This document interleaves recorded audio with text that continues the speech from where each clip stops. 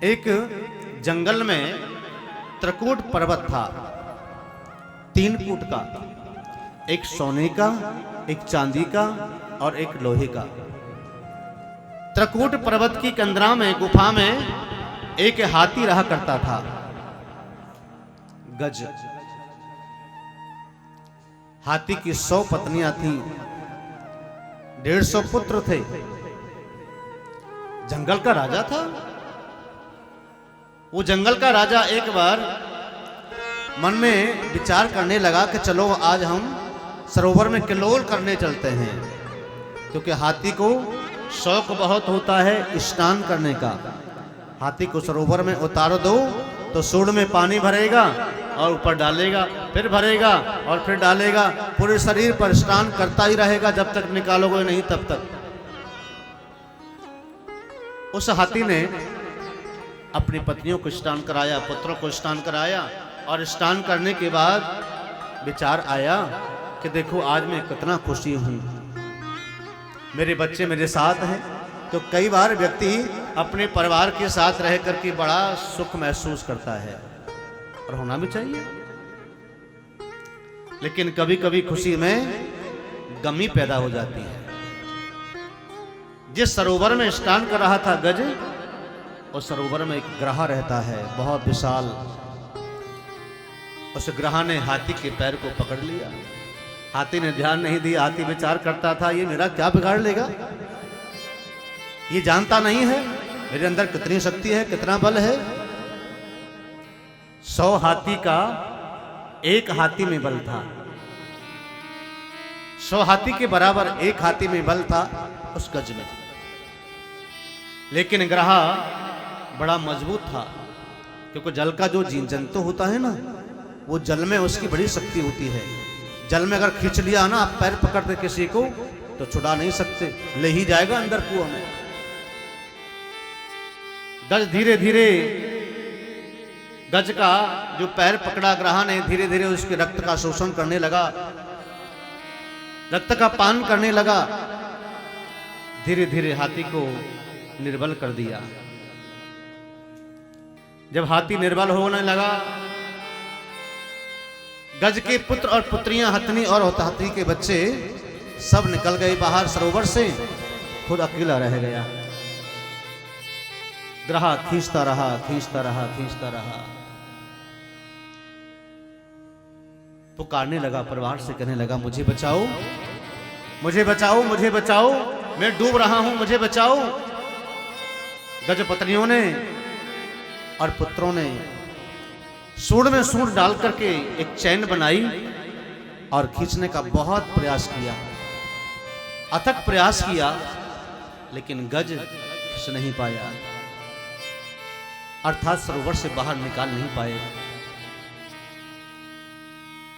हार गए, थक गए। अपने पिता गज को सरोवर में अकेला छोड़ दिया कि अब हमारा बस का नहीं है, अब हम कितना खींचें, अब हम नहीं खींच सकते। पत्नियां और पुत्र चले गए, दूर खड़े हो गए। ग्रह धीरे धीरे खींच रहा है जल में, पूरा हाथी डूब गया, केवल सूंड बचा था। उसी सरोवर में कमल का पुष्प था। कमल के पुष्प को लेकर के सूंड पर लगा करके सुना था, डूबतों को बचाने वाले, अब मेरी नैया है तेरे हवाले, आप ही बचाइए। हे प्रभु, हे गोविंद चले आओ, गोपाल चले आओ। गज ने पुकारा, गोविंद चले आओ, गोपाल चले आओ, मेरे मुरलीधर गोपाल नंदलाल चले आओ। आंखों में बसे हो तुम, धड़कन में धड़कते हो तुम। अब मुझे कोई और नजर नहीं आ रहा है। हे प्रभु, मैंने सुना था केवल आप ही बचाने वाले हो, जो डूब रहा हो तारने वाले आप हैं। आज मैं डूब रहा हूं। मैंने सबको देखा, पत्नी को देखा, पुत्रों को देखा, परिवार को देखा। डूबते हुए को कोई साथ नहीं देता। अब मेरी धड़कन में आप ही बसे हो, आंखों में बसे हो तुम, धड़कन में धड़कते हो। कुछ ऐसा करो मोहन, श्वासों में समा जाओ। हे गोपाल चले आओ, गोविंद चले आओ। प्रभु, हे गोपाल, आज मेरी नैया डूब रही है।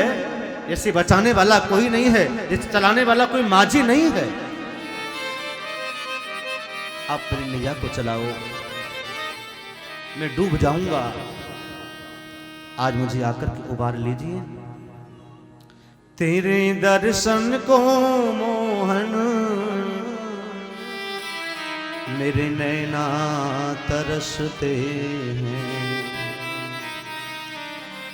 तेरे दर्शन को मोहन मेरे नैना तरसते हैं। अर्ज मेरी है अब मोहन, अब और ना तरसाओ। हे गोपाल चले आओ।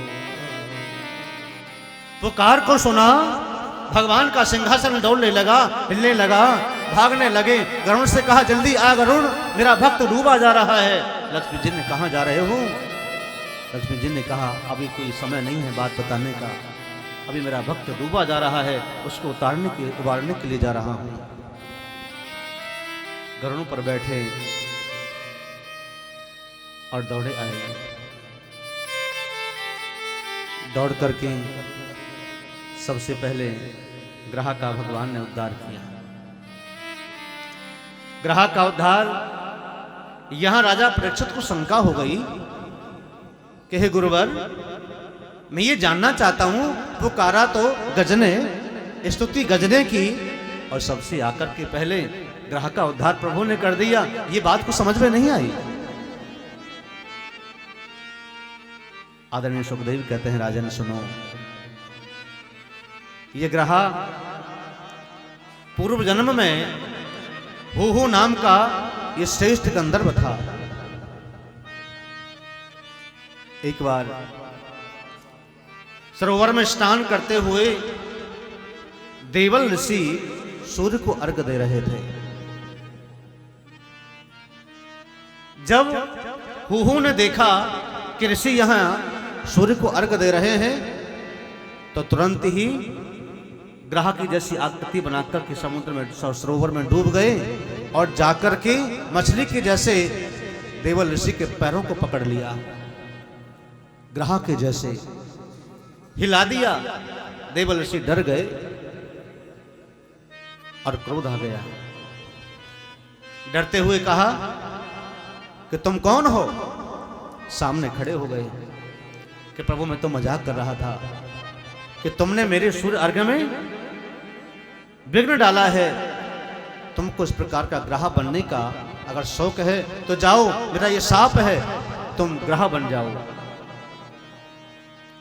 हो ने कहा, प्रभु मेरा मजाक तो बहुत महंगा पड़ गया।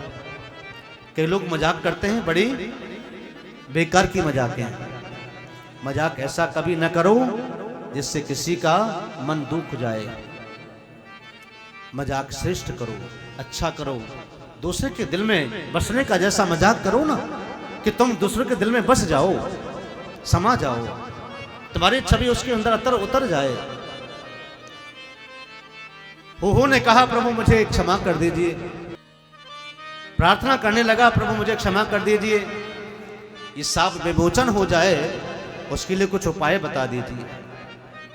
तो भगवान अगस्त्य मुनि ने कहा कि जाओ, सबसे पहले जब तुम पुकारोगे तो तुम्हारा भगवान उद्धार करने के लिए आएंगे। उसी कारण से भगवान ने ग्रह का उद्धार किया, उसके बाद हाथी का उद्धार किया, हाथी को बाहर निकाला और गज ने भगवान की स्तुति की।